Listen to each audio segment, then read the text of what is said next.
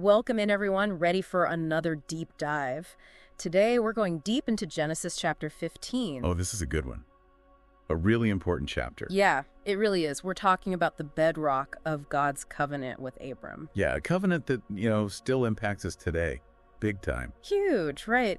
And for everyone listening, we want to make these profound, theological truths accessible. We don't want anyone to feel overwhelmed, Absolutely. We're going to break it down, make it clear, make it engaging. That's the goal. So our mission today is to extract those spiritual nuggets from Genesis 15. Those golden nuggets. Yeah, and see how they apply to our lives today. Right here, right now. Okay, so Genesis 15 kicks off after Abram's pretty impressive military victory. Yeah, you can read about that back in chapter 14. But even after this victory, Abram's dealing with some fear. Makes you think, right?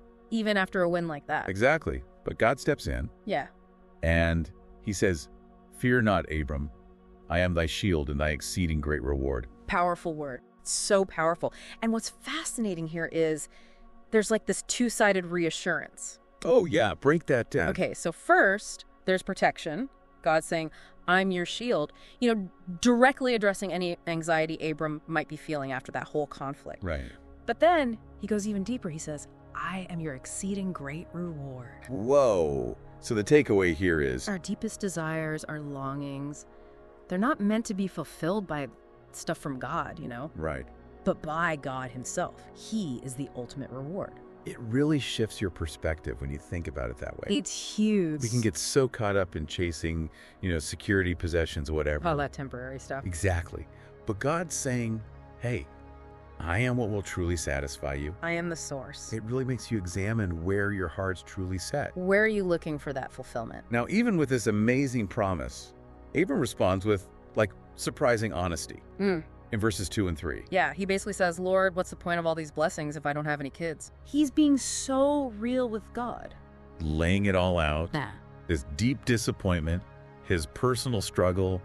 He was promised tons of descendants, but it wasn't happening. It seems like a contradiction. Yeah, totally. And, it's such a human moment. We can all relate to that, right? Oh, absolutely. He doesn't try to act like everything's fine, Yeah. pretend he's got perfect faith. He's real, raw. Yeah.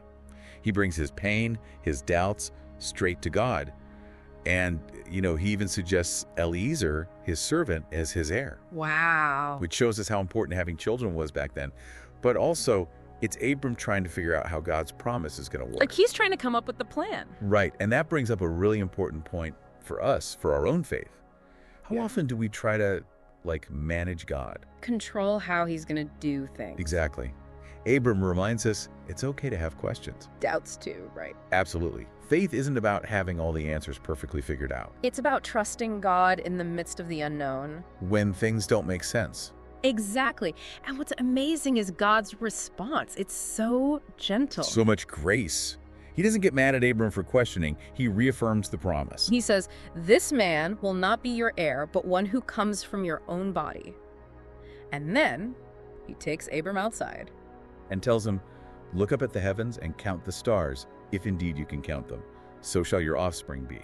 Can you imagine just that vastness? That incredible image. It wasn't just words, it was something tangible. A visual reminder of God's power and his promises. Yeah. And then we come to probably one of the most important verses in the whole Bible. Genesis 15.6. Hit us with it. Abram believed the Lord, and he credited it to him as righteousness. Boom! This changes everything. It's foundational. Abram's righteousness wasn't earned. It was given to him because he believed God. This is huge. It shifts our whole understanding of how we are made right with God. We're not made righteous by being perfect. We're declared righteous because we trust God. It's a gift. And this idea ripples throughout the whole Bible. Paul talks about it all the time. In Romans, Galatians, you name it. Justification by faith. And it all goes back to this moment with Abram. It's like the seed of the gospel. It's amazing. Okay, so God makes this promise based on Abram's faith. And then he makes it even more official with this intense covenant ceremony. He tells Abram to get all these animals, a heifer, a goat, a ram, a turtle dove, a pigeon. And to cut the bigger ones in half. Which back then was a pretty serious thing. Yeah, a really big deal. Walking between the divided animals symbolized a binding agreement. Like, wait, what happened to these animals happened to me if I break this promise. And the animals they used were usually for sacrifices. Right, so it was a super solemn, significant act. But then it gets really wild. Abram falls into a deep sleep, total darkness. It's like this intense, almost scary moment. And then only God, represented by a smoking furnace and a burning torch, passes between the animals. Abram doesn't even walk through. This is the key. God takes on the full responsibility of the covenant. It's not like a contract where both sides have to hold up their end. Nope. God's saying, this is on me. My faithfulness will guarantee this promise. No matter what Abram does. Or his descendants. It's a picture of God's grace. And this idea carries all the way through the Bible to the New Covenant. You know, through Jesus. Where God also takes on the burden of our redemption. We're saved by his sacrifice, not by our own perfection. Exactly. Yeah. It's all foreshadowed here in Genesis 15. It's mind-blowing. It really is.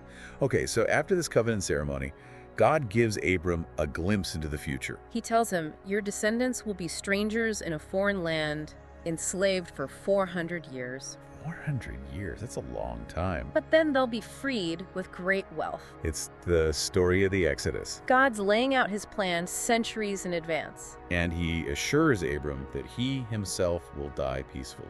And that his descendants will return to this promised land in the 4th generation. It's a powerful reminder that even when things get tough, God's promises hold true. And he goes on to describe the land itself. This massive territory, Yeah. stretching from the river of Egypt all the way to the Euphrates. It's a huge promise. It shows just how big God's plans are for Abram's descendants. So as we wrap up, what are some of the big takeaways here? Well, first, no matter what you're facing, God is your protector. He's your ultimate reward. More than enough.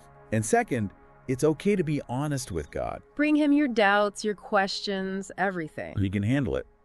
And third, righteousness is a gift. Not something we earn. We receive it through faith. And that, my friends, is the good news. God keeps his promises. He's faithful. Even when we're not. The covenant rests on him. What a comfort. This chapter is like a crash course on God's character. It shows us his love, his faithfulness, his initiative. It's all here. So as you go about your day, think about this. What does it mean to truly trust in a God who makes and keeps such huge promises? How does this idea of righteousness by faith impact your life? It's something to chew on. Really reflect on. Thanks for joining us on this deep dive. Until next time.